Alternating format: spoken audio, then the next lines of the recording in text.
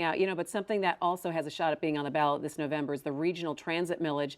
After some big objections last week from Macomb and Oakland Counties about the governance of the RTA, specifically the voting structure, also monitoring the spending of the transit tax in each county, a compromise was reached this week. They are now voting on new ballot language. It's still a 1.2 mil property tax increase, about $95 per average home a year. It's expected to raise $4.7 billion over the next 20 years. Now this was quite an uproar over the last week, and they are still, and we do tape the show a little bit earlier on Thursday, and as we speak right now, that they are voting on this last ballot language. I think I just saw before we started that they voted to put it on. Okay, so it is now going to be on the ballot. My first question is now that it's going to be on the ballot, the fact that it took so long to kind of get it this way, and that there was consternation on multiple sides, specifically from the county executives in Macomb and Oakland, and they say that they are not going to actively campaign for it, but yes, we can let the voters decide. Does this now have a chance of passing? And I'm going to start with you on this, Stephen. It has a chance. I mean, and certainly the RTA folks talk about their internals suggesting that that they have a chance. They wouldn't have put it on the ballot, frankly, if they didn't think they had an opportunity. But there is a lot of selling that needs to be done, and the question is who's going to do it, right? If Brooks Patterson and Mark Hackel are not going to do it in Macomb and Oakland, then who's the voice that can reach out to those voters?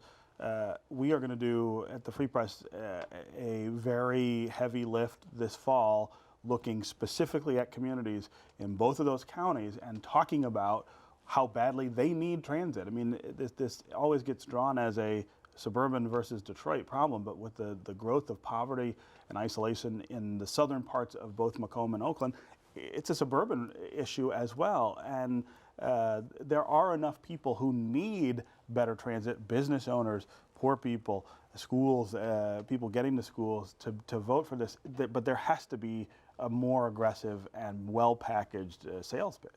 In all the coverage of the last week, in terms of when there was so much a problem with the wording and with some of the government structure, Nolan, people were saying, we don't have regional cooperation. If these guys can't get behind this, did you see some of the problems that they had with this? Yeah, I think that was sort of knee-jerk. I mean, if you look at this RTA was sort of set up to fail almost from the beginning with its structure. But the specific objections they had, that, by the way, were all worked out in the compromise.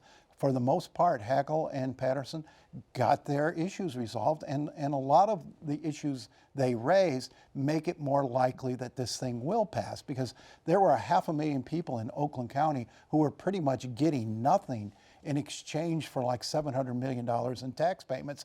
And why would they go to the polls and vote for this? I think, one of the problems with RTA, one of the objections we've had to it from the beginnings or concerns, is that it sets up these four entities to be competitors indefinitely. It should have blended these systems a little more cleanly. Instead of everybody's now grabbing for a chunk of the money, and that's going to continue to be that way. We need one tax, one system. And you can't do that, of course, because of federal labor law and et cetera. But I think you go to the polls and you're asking people to pay another tax for another bus system.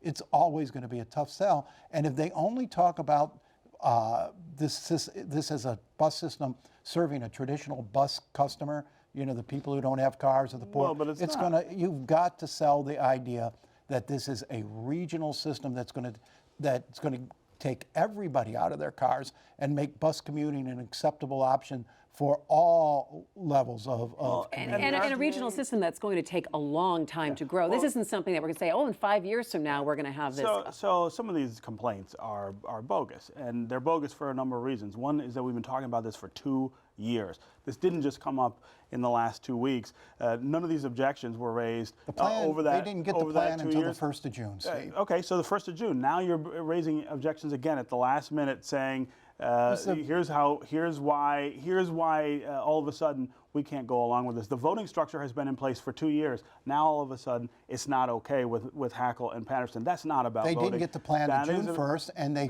raised their objections during the comment period. But the voting structure has been in place for 2 years, and now all of a sudden they have been raising objections since 2015. And in working out these objections. But here's the other issue. The other issue is that they continue to look at this in terms of what's in it for me? What's in it for me? What's in it for this guy? What's in it for this guy? And that is the thing that has held us back around this region for 50 years. That is not how you build a transit system. There's no transit system in the country that was built looking at what every single individual community gets out of it. It is a question of the regional health and ability of economic transfer to take place via public transit. Hackle and Patterson are throwing back to the people who scuttled regional transit in the 70s when we had $600 million on the table from the federal government, and the suburbs said, "Nah, we can't go along with that." They had, Steve, they had legitimate, and it doesn't happen. They had legitimate objections that made this don't plan think they were stronger and more legitimate. sellable.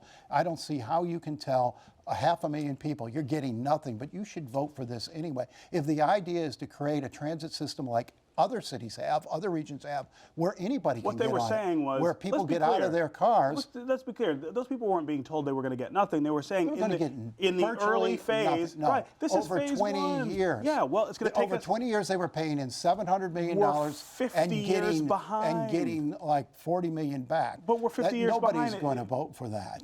Unless you want to fund this at double the rate that we want to pay, that people are talking about, then you can't get to those people by that. They brought those people up to 118 million without adding a dime to the revenue by shifting the money Would you say around. that the compromises that were achieved in the last week would make this more passable or more palatable for people in those counties that the RTA would need those votes? They might, but so would a much more coherent sales pitch to those people. You're going to have to go around their leadership, and leadership is not a word I would generally ascribe to them on this issue, but you're going to have to go around them and go directly to the people and sell them on the idea that that this is necessary, that this will help not just the people who are directly benefiting from the lines, but the entire county. Okay, so now do This they start government now? sucks. Hang on, do they start on overdrive now? Because how many months do we have until the election? Well, I mean, frankly, it's not that late. I mean, you would start your push in September, just like everybody else, after Labor Day. They'll have almost the entire month of August to do it. The thing that frustrates me the most about this is that, I'm somebody who's lived in other communities, Chicago, Baltimore, Washington.